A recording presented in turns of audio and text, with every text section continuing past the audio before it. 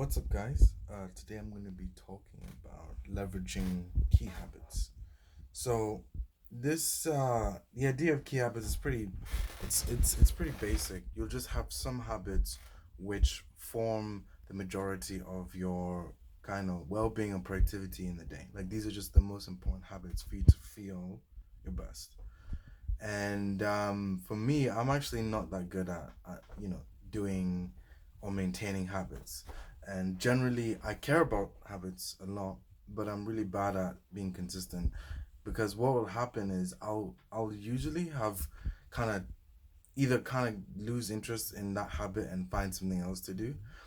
And that just means that I'm not being consistent enough because I'll be kind of changing what I'm doing a lot. The benefit is I'll just try a lot of different things. And over time, what has happened is there's been habits that I've done and I've dropped. There've been habits that I've kind of stuck and I've kept to it.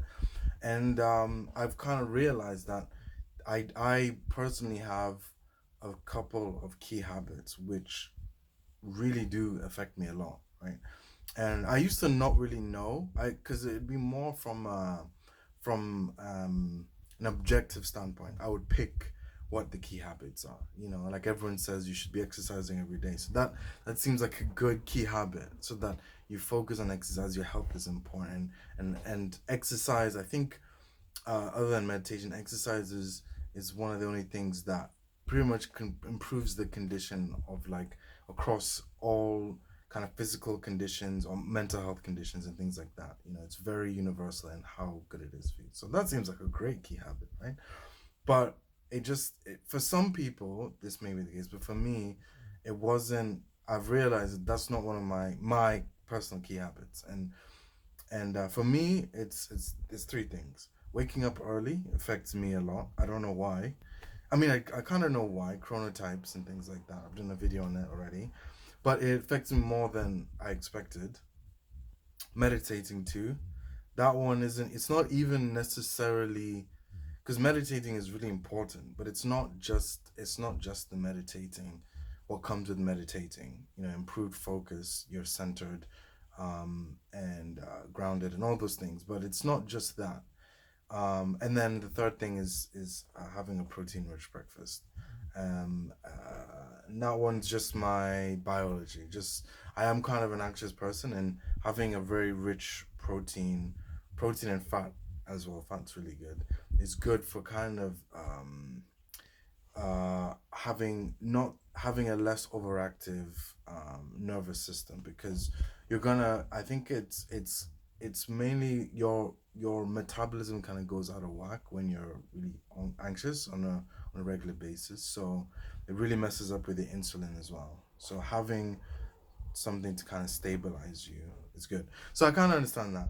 But the thing with those habits are it'll make a very big difference on me on the day I have, and it's either make my day like an uphill battle or like a much smoother sailing, and there are other good habits like I mentioned. Exercise is really important. I'm trying to do that, but it's like these three because of the way they affect me.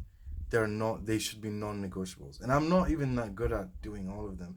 Like my sleep schedule has been not good the last like month, and meditating as well. I might have a period where I'm not as on top of it, sometimes more on top of it. But my awareness now of how much these three things are more important than any other thing I do is making me more focused on making them non-negotiables. And the good thing about having this kind of key habit mentality is, we're flawed human beings. Like some people are really good at just sticking to whatever habits they have, but I think for most of us, we can only handle like a few simple things. So having it in your mind that okay, these two or three things are by far the seem to affect me the most. Therefore, I should only prioritize these as non-negotiables. That will give you the most leverage. So it's all about leverage at the end of the day.